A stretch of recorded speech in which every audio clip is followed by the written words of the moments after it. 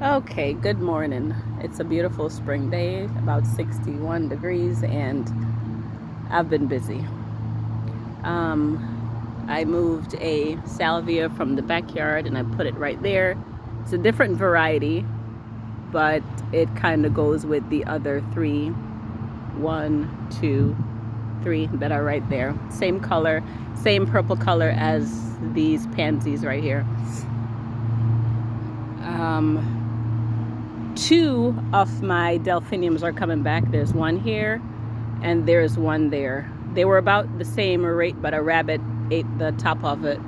The rabbit also ate the top off of my crocuses when they came up. I'm thinking it was a rabbit, not sure. From right where the salvia is, I actually moved this daisy because the daisy gets kind of tall, and I moved this one from the backyard to match it. I put in 3 autumn joy sedums, 1, 2, 3. I moved the big macrophylla hydrangea that was right here because it's not very showy, and I put in a diamond rouge hydrangea that grows up to about 5 feet. The next thing I want to add here, right behind this barberry, is a hopefully a midnight marvel hydrangea. So it'd be like the red barberry, the roses, and then the midnight marvel. Although the roses don't stay red, it's just because it's the new growth. What else did I move? My bleeding hearts are coming back. I was a little bit worried at the end of the season last year. They didn't look like they were going to come back. At the end of the season also last year, I planted these lilies that I found on clearance. They were in great condition, but they were on clearance. So I definitely took 2 of those and 2 more on the side of the house. I had a few other clearance plants that I put in the ground, but they didn't seem to transplant very well. They were like a coreopsis. This is a lady's mantle and it's doing great. This is, I don't remember what it is, but it blooms yellow, I believe. I have to look up the variety. And here's another lady's mantle right there behind the tulips. Here's the other bleeding heart. It gets more sun. The sun comes this way first, and so it's a little bit bigger. Across the street at my neighbor's house, the bleeding heart is about 10 times the size as this and fully bloomed. So the coreopsis that I put in over fall, I'm not sure. Well, it looked like it might have made it. And this one was pre-existent, but I had put several in here and I don't think they took. So this one is doing something, but the other ones did not. Right over here, we had some mulch from some trees that we had cut down last year. I put some right here. I put in some pansies. Because they're cold tolerant, so they'll be all right. I got to bring some more of the wood chips from the backyard to spread here and extend it on. This side of the house needs a little bit more personality, so I think I'm going to dig up this plant, which is, I don't even remember the name of it just now. Azalea. I'm going to dig up that azalea and I'm going to plop in this diamond rouge hydrangea so it could kind of fill the space in, and in the winter when I cut it back, it won't interfere with the filling of the oiled pipe, which is right there on the corner of the house. Over here, I'm definitely going to work on this section this year before it gets weedy. It's already starting. So from the video that I watched from last year, there is a hosta right in here and one right there. So I have to dig them up because I'm going to put them right in between the heucheras on this side. So these are shade loving, and this section gets morning sun and evening sun. So they should do okay. I hope they do great. They're coming back very nicely. These I bought over the fall and they stayed in the pot all winter and they did fine. I have several Astilbe over here. I don't know what color is what color until they bloom. I do plan on rearranging them. There's one, I think I could tell by the growing rate of them. This and this might be the same because they bush out the same amount, whereas that one and the other three down on the other side have not, they're on the same pace. So if I want to cluster them, I think I will be good because they're growing at different rates. This is the goldenrod my one of my patients gave me, and it didn't do anything last year. It was just a little plant start, but I saw these little rosettes coming up when spring was coming through, so I was just like, okay, it did something. So that blooms yellow, and it'll be here. Strawberries running wild.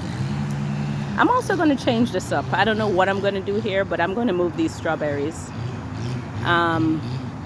This I took from the front, and where I took that from is where I ended up putting the lupin that I took from here. So I moved the lupin to the front. I forgot to say that earlier, but yeah. It's all, this whole section, I'm definitely going to work on this year. Strawberries are coming out, and I'm going to find something else to do with this because I have so many plant starts that I have on the other side. Here are the black-eyed Susans. Can't see it, but there's one here, and one here. Hopefully the rabbits don't chew them down. Last year they didn't even bloom. As soon as they bud up, the rabbits would eat it. I might move them because I would like to see them. There's also one over there right next to where the lupin was. And here's another Diamond Rouge hydrangea, which I actually want to place right where the black-eyed Susans are, because in the summer all of this is green, and I want to have a little bit of color and some life over here. And right alongside of it, we have the hibiscuses going down. And I was going to dig up this red one here. It has like a maroon leaves, and it blooms a beautiful red burgundy color. It's right there if you can see the stump. 1, 2, 3, 4. But I didn't want to interfere with it, but I think I'm just gonna go ahead and do it today since I'm transplanting. So that's mine, and I have 3 on this section, and then this mound and this mound and this mound belongs to my awesome neighbor, and they bloom white with a pink center, and mine bloom red with a darker burgundy center. And here's his hosta coming back, and here go the stems from my my hibiscus. This one might be easier to dig up than the other one. I think I'll move this one. Actually, I should move that one because it's not doing great in that spot right in that tree stump. If you could see it right there. And a stray pansy. This hot mess is a work in progress. This was actually what I was supposed to be working on today, but I'm distracted, as you can see, moving plants and what have you. The peach tree is finally budding out.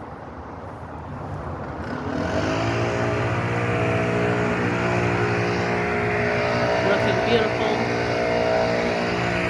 And I took this branch off and I scored the tree right here, so hopefully this puts a branch out for me. It would be nice if I could show you what I'm talking about. I learned this technique on YouTube where I score right here, and hopefully a branch will come out the side here. Or I just might let this one grow and leave it, because I had to take this whole branch off because it snapped under the weight of the fruit. And this one snapped under the weight of the fruit last year. This is a hydrangea tree, which for the price I paid for it, I might as well have bought a full-grown, already potted one. But we shall see what it does. It's a PG hydrangea tree, and it's supposed to get like a long, like standard, a long leg and then branch out on the side. So I will not be pruning or cutting on it. I want to see what it does this year. The pear tree is leafing out. One of the tags came off. So this is Bosch, Seckel, and the other one is Bartlett. So the other branch, or up here, most of this is Bartlett. The plum tree is looking beautiful. And I learned something this year. The plum fruits on the old wood. Didn't know that. And it fruits in clusters of 2, 3, 4 on the old thick wood. Last year there were blossoms on it, but the branches were flimsy like this, so it would not have supported the weight of the fruit. And here is the cherry tree. So this has several varieties on it. This has the Bing cherry. This has the Rainier, and it has the Van cherry. And the rootstock is Mazard. So this cherry tree is going to go in this spot near the waterway, somewhere in this vicinity. And I would like to put something here, but this is like the low spot where we kind of come through and most of the water runs down the yard that way, so I'll leave that alone. I'll probably put this is a pulat tree. So this is Dapple Dandy.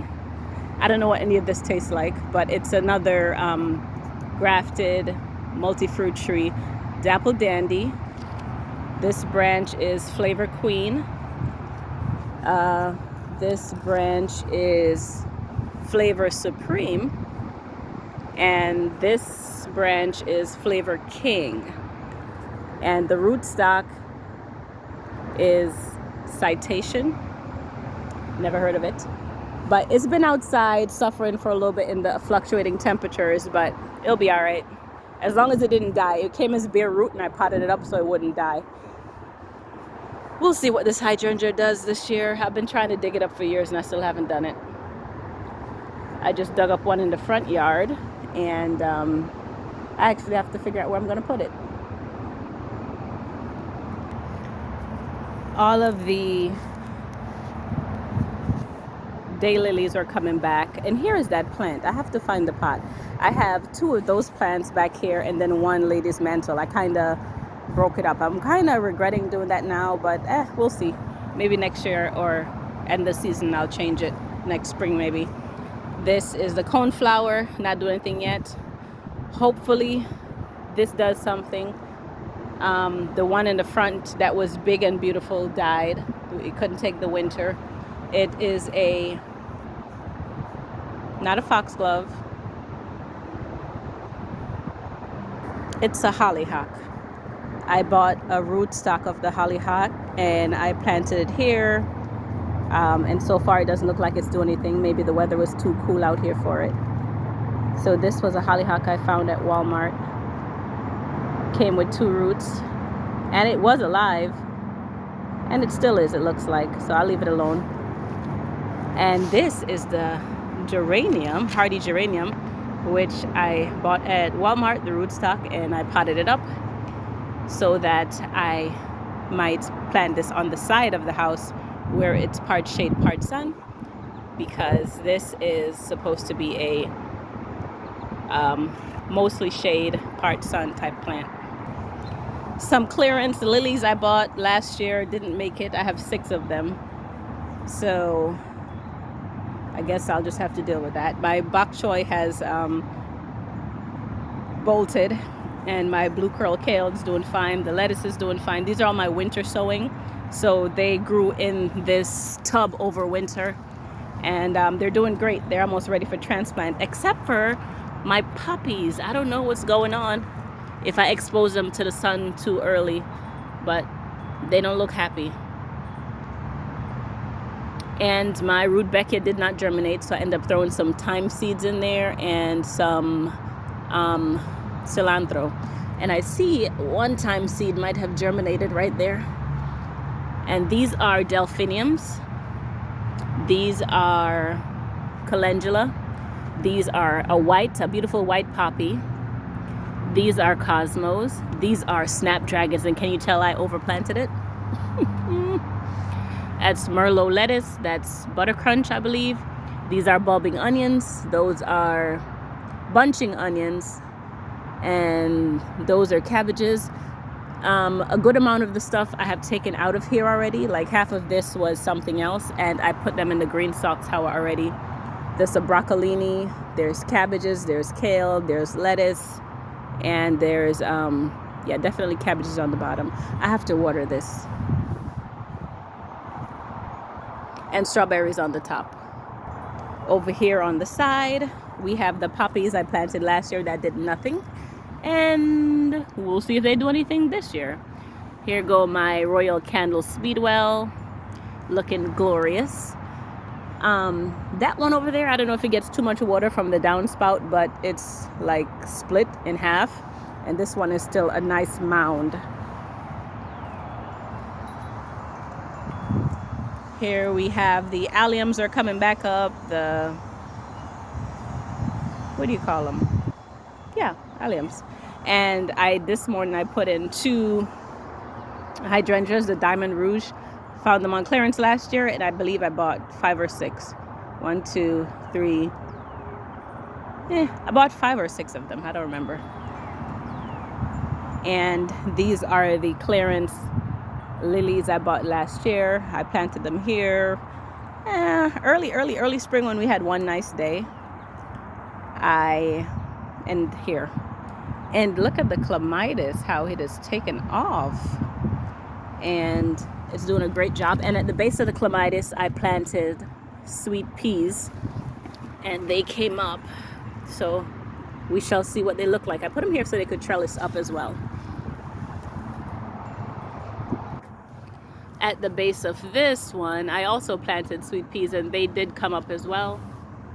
And this clematis did also push out some beautiful new growth. And the lupin is right there. But my biggest thing now for this area is I need, once all the tulips go, like this whole section is pretty much empty. So I need something for there, something that stays low but gets wide. And here I need something that gets a little bit taller because it's in the back. And like I said, I think I'm going to put the hibiscus right here. Here we have the peach colored daylilies, and on the side of it we have it was like a coral peach yellow snapdragon that I planted and overseeded it, and so it came up as a little bunch just like that. And my beautiful hydrangea. This is where I removed the salvia from. The stray irises I plucked out the ground and put them here in these pots. Here's this hollyhock. Hopefully it does something. And I did plant some eating peas right here, some sweet peas. Nothing has happened on this side, but on this side we have 2 that came up. I mean, there's some action happening there, but it sure is taking its slow time. I can see the top of the plant trying to peek out. This plant right here I was going to dig up and put in front. It is called Canterbury Bells. It bloomed the 2nd year. So I started it from seed last year inside, and I'm going to bring it out. I'm going to, it's going to bloom this year, but I'm going to leave it there so I don't interrupt the process since I had to wait so long for it to bloom. And my big mess. Anywho, it's a beautiful spring day, and I'm about to get back to work. It's time for me to put those fruit trees in the ground.